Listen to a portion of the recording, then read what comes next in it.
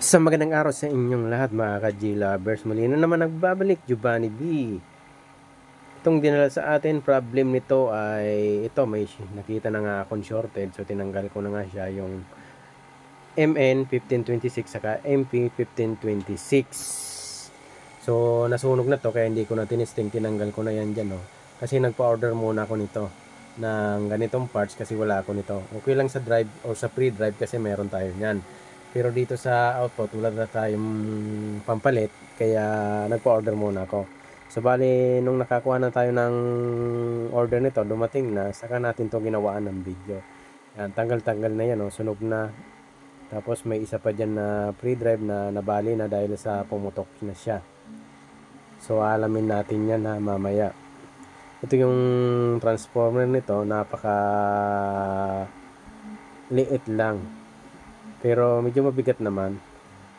So, parang tama lang yung watts nito. Yan, kita nyo yung voltahe niya. 36,036 yung main. Tapos meron siyang 16,016. So, ito yung platinum na Sultan MA350R, 350R. So, tara, alamin natin.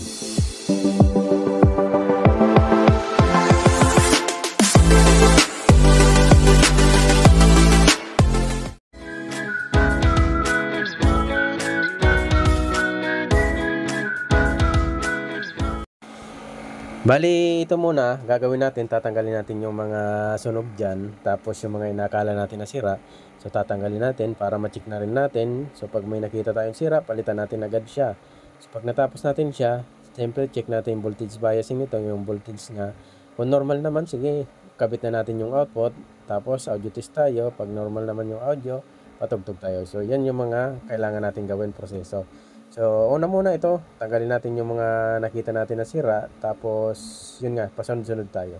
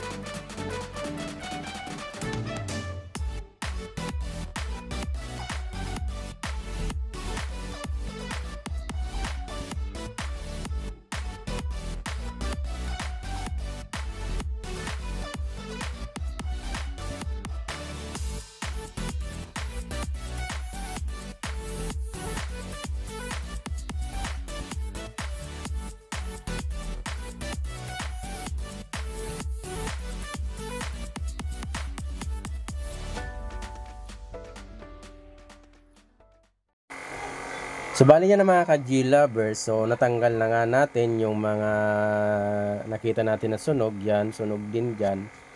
So, ito, tatanggalin din natin yan. Titingnan natin kung inabot ba to. So, kadalasan minsan inaabot din yan yung final drive.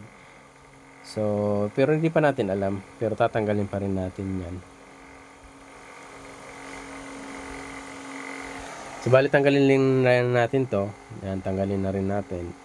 Para kasama na rin yan sa pag-check natin. So, ma-check na rin natin siya. Tapos mamaya yung sunog, aalamin natin kung anong value ba yun. Kasi wala siyang tawag yan. Wala na tayong makita dun sa board na nakasulat ng part number. Kahit sa kabilang board, sa good naman, wala talaga nakalagay na kung ano siyang part o anong number siya o anong part number niya. Wala siya nakatag. So, analyze na lang natin, titingnan natin sa kabilang channel kung ano ba yung nawawala doon. So, din yun ang ilalagay natin. So, ito muna yung gagawin natin. Tanggalin natin yung C2073 A940 para sa final drive. Tapos, check natin yan.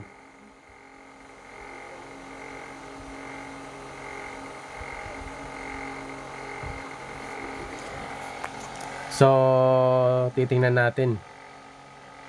Siguro nakasira nito mga ka-G-Lovers dahil sunog yung output o na-shorted yung output. Pwede nakasira nito mga ka-G-Lovers yung speaker ng may-ari nito. So, pwedeng sayad din. So, kita nyo, So mamaya titingnan rin pa rin natin yan mga 0.25 5 watts na resistor ko. Di mamaya na siguro. So ito yung sinasabi ko sa inyo, a-analyze natin. Tapos yung carbon pala nito, tatanggalin natin yung carbon. Obligado tayong tanggalin yung carbon dyan. Baka delikado kasing umapoy din yan o mag-usok. So tanggalan natin ng carbon din yan.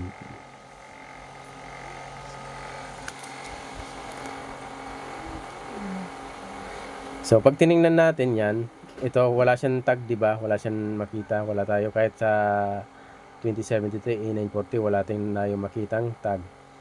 So yan resistor na to, gagayahin na lang natin, ito. Tatanggalin natin yung carbon na yan.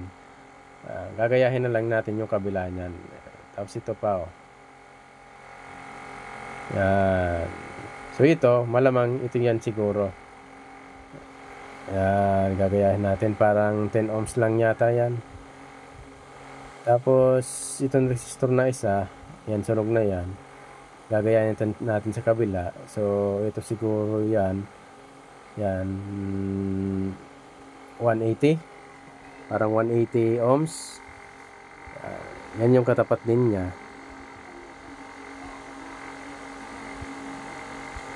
Yan, itong katapat niya. Tapos itong isa naman sa may bandang baba, hanapin natin. So ito siguro yung katapat din yan. Yan, itong isa sa may transistor, ito transistor, yun din ang katapat niyan. So yun lang naman, basta hanapin natin yung nawawala dyan, yun ang ipapalit natin kung anong value siya. Tapos mamaya, check natin yung mga 0.25 5 watts, yan mga kulay puti.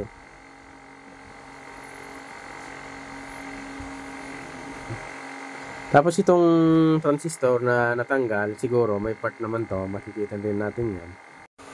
Bali kung hindi kayo sigurado, so kopyahin nyo na lang, itest nyo para makakuha nyo talaga yung tunay na value nya. So ito. Tapos ito yung katapat nya. Tingnan natin anong value siya. 10 ohms. So 10 ohms yung value nyan. So ito 10 ohms din to. So ibig sabihin 10 ohms din nasa may bandang taas na yan na may carbon. Tapos ito naman, itong isa na to. Yan itong isa na to. Hanapin natin. Yan yung 10 ohms, yan sinusundot ko na yan. Hanapin natin. Ito yan, 180 ohms yata. Oo nga, 180 ohms. Diba, nakuha na natin. Tapos yung isa, parang 5.6K. Ito yung nasa may bandang heatsink, yan yung 10 ohms. Tapos yung sa may transistor, 5.6K yata yan. So inalisan ko na siya ng carbon mga ka-G-lovers. Yan, inalisan ko na siya ng carbon para ready tayo sa pagpalit.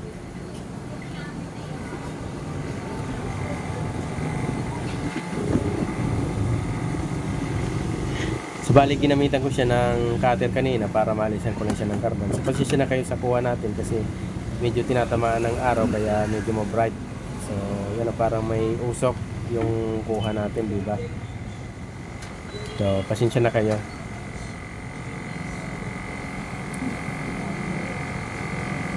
So bali next natin, magpo-proceed tayo, magpapalit tayo ng parts mga ka-G-lovers. So kuha lang tayo ng parts. So bali ito na mga ka-G-lovers, meron na tayong parts na nakuha. So ready na tayo sa pagkabit. Fast forward na lang natin para hindi kayo mainip. So kabitan ko lang to ng parts, tapos mamaya check natin tong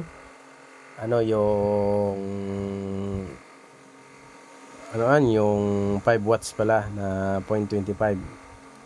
So isa-isahin natin yan. So tara, kabit ko lang. Bali nag-series pala ako sa 180 ohms kasi wala akong 180 ohms. So kumuha lang ako na 150 ohms tapos 30 ohms. Kaya nagkaroon tayo ng 180 ohms. So iniuna ko muna dito itong itong 10 ohms natin. So tara, kabit ko muna yung mga parts na natin na tinanggal. So ito na yung pampalit natin. So ito yung 5.6K. Yan, 5.6K.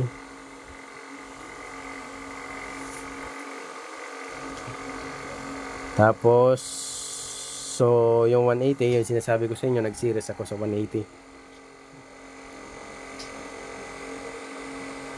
So yan, pakita ko sa inyo, nag-series ako sa 180.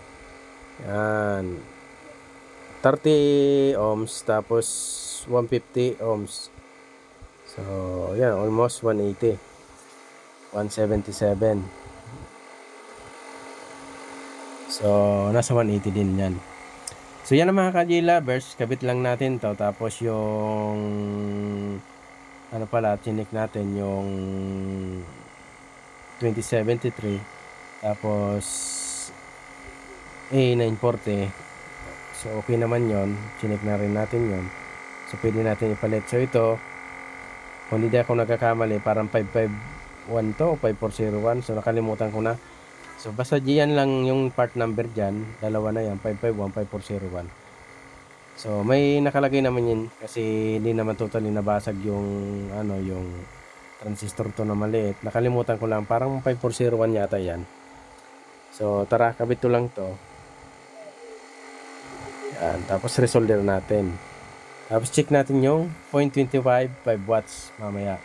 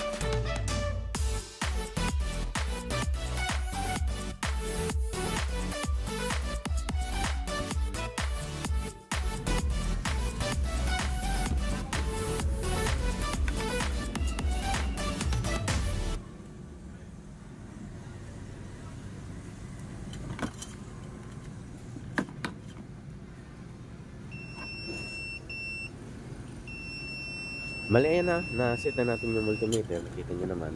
So check na natin yung ano, yung 5 watts. So antayin ko lang magbasa to. Yan, nagbasa na. So okay na yung connection. Check natin tong 5 watts.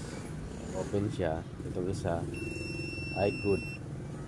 So basta may nakita kayong shorted na output, kadalasan yan mga ka-J-lovers, tandaan nyo, kadalasan yan may nasi-short na 5 watts na resistor. Pag nasi-short yung output, tanggalin natin to, tingnan natin. So kadalasan kinakabit yan 0.25, 0.22, so mga ganyan. Tingnan pa rin natin to.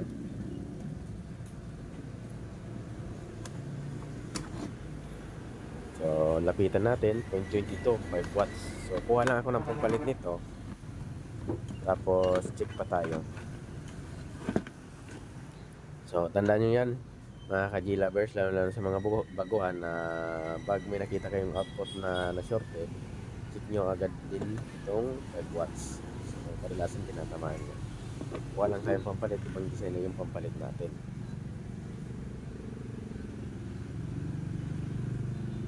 So sa nga mga ka-J-lovers, promote ulit ng channel natin. Kung bago pala kayo sa ating channel, please subscribe and kahit ang notification bell para updated kayo sa mga ina-upload ko na video. Kung sa Facebook nyo ito napapanood o sa Facebook page, papalo, pa-share, and pa-like na rin ng video. So maraming salamat. Ito na, kakuha na tayo ng 0.22 ohms. na 5 watts. Kabit lang natin to.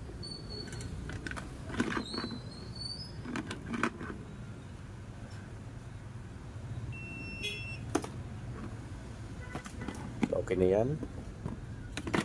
Hindi calibrated yung test lead natin, kaya 0.6 yun. Tagal na rin kasi yung multimeter natin na to. Yan, kinakabit na natin. Ganyan na lang yung pagkabit natin.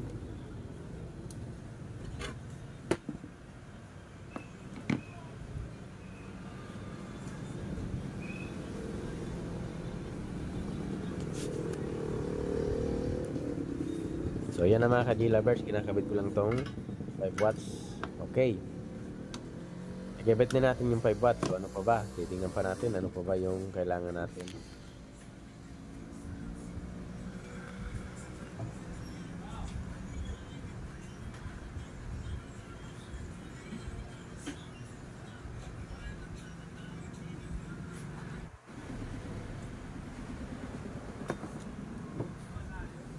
So next natin ay ito, linisan ko lang muna na walang magdikit-dikit. Mag-check kaya tayo ng voltage biasing nito. Check natin kung ilang voltage ba yung ginagamit dito. So pwede kasi mangyari na 0.5, 0.3, 0.4. Yan yung kadalasan yan.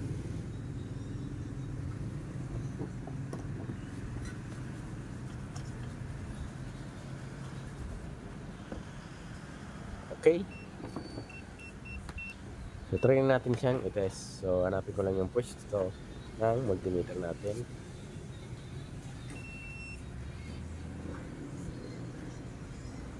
So wala naman nag-short. Ito yung resistor. Okay yan. Balikan natin itong isa. Ay okay.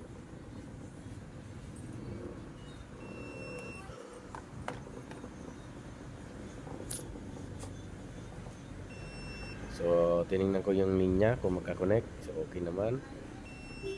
Okay naman, wala namang problema.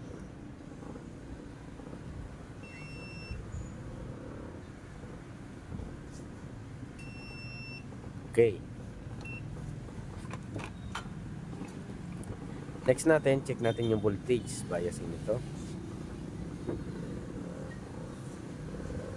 So plug-in lang natin.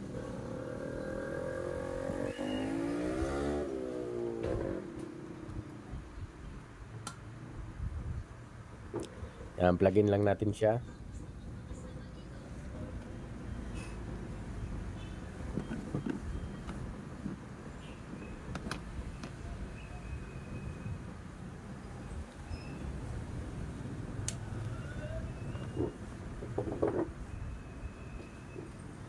So ito na, check na natin. Ito yung may output.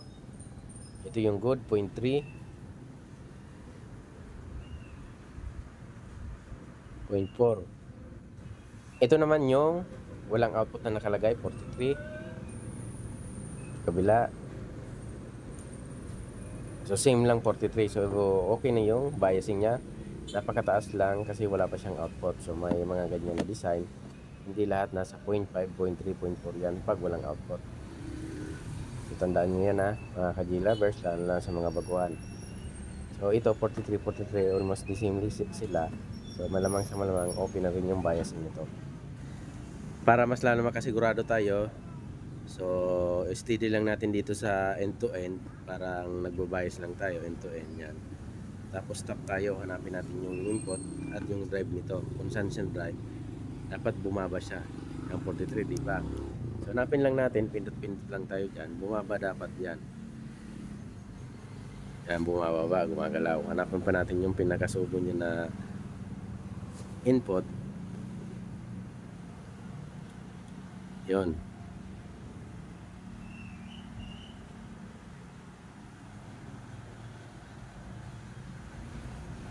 Yan o, nag-drop na siya. Kita nyo? Yan, yung sinasabi ko sa inyo. Ibig sabihin, good na yung biasing natin kasi nagda-drop na rin. So next natin, pwede natin siyang kabitan ng output siguro. Tapos testingin na natin. Bali yung output nito ay medyo nahirapan tayo maghanap. So naghanap pa tayo sa online. Yung may-ari pa naghanap nito, siya pa yung bumili nito. Yan. naka-plastic pa nga. Siya yung bumili nito. Kaya medyo natagalan ko bago ko to naayos kasi nagantay pa kami ng parts. Yan MP 1526 saka MN 1526. So resolder lang natin to mga ka-G lovers, tapos check ulit tayo ng voltage biasing pagkatapos natin siyang ma-resolder. So kinabitan ko na siya ng output, nakita nyo ba? So resolder lang natin. Ayusin ko lang yung pagka-position ng paa para hindi dumikit dito sa heatsink. So delikado rin yan.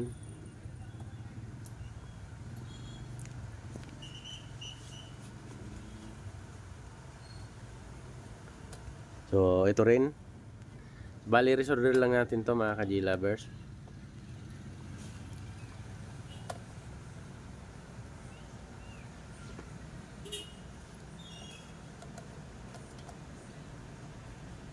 Okay, pwede na yan, pwede na natin siyang i-resolder.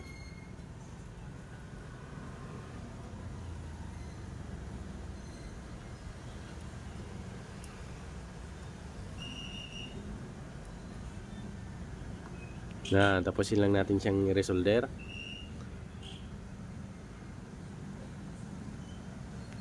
So pagkatapos natin to, linisan natin, tingnan natin na maigi kung hindi ba siya dumikit niyan sa heatsink o wala tayong tilamsik na lead. So yun yung mga titingnan pa natin mamaya pagkatapos natin to ma-resolder. So napaka-importante yan.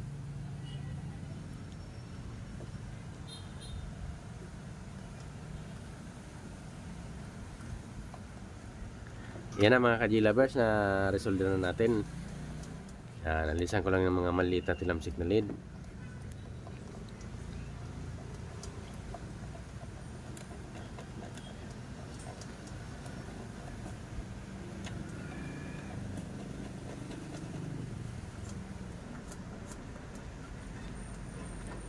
So okay pa yan. Yan, okay na yan, okay na yan. So magtitest na tayo ng voltage biasing. So alamin natin kung humabol ba sa voltage niya yung tama nito. So basta ini-expect natin na pumalo lang siya sa 0.3, 0.4, 0.5, so mga ganyan.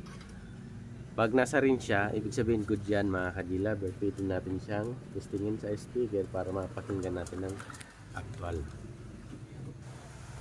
So linisan lang natin to para sigurado na wala tayong makita dyan mga maliliit na tilamsik.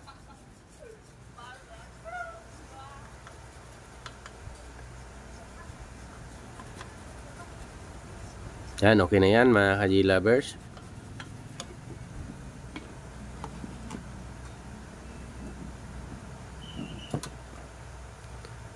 Bali mag-check na tayo ng voltage biasing na may output na.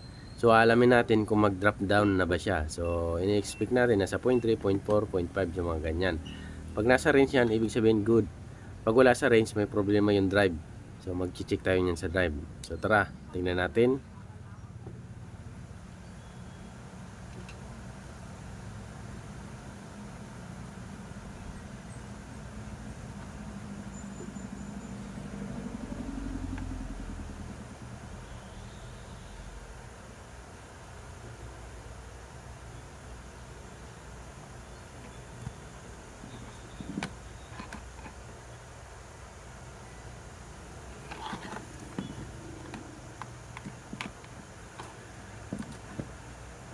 So yan, set lang natin yung multimeter natin para makapag-check sa'yo ng voltage biasing. So tusok lang natin, tapos power on natin. 0.5. So habol pa sa range natin, 0.5. Kabila. Madam baba, 0.3. So ito 0.5.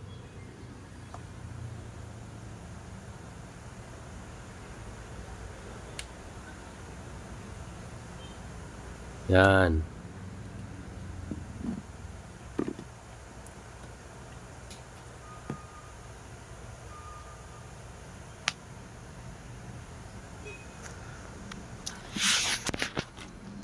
So okay na mga ka-G lovers. So ready for testing na tayo. Mag-audio test muna tayo siguro, or pwede na natin rektang testing to.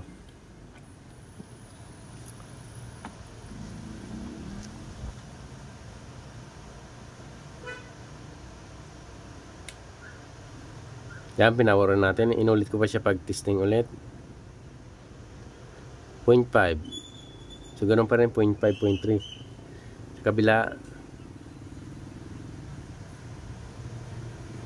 0.4. Almost 0.5 din yan. So, yan. So, ibig sabihin, bandang gitna na dalawa ay di nagkakaluyan yung voltage niya. So, dahil okay na to, na-check na natin, siguro patugtugin na lang siguro natin to. Maraming salamat pala sa lagi niyong pagsubaybay sa ating channel. Sana nagustuhan niyo yung mga ina-upload natin na video. So, maraming salamat sa inyong lahat. So, ready, nakakabit na rin yung speaker. Ready for testing na tayo.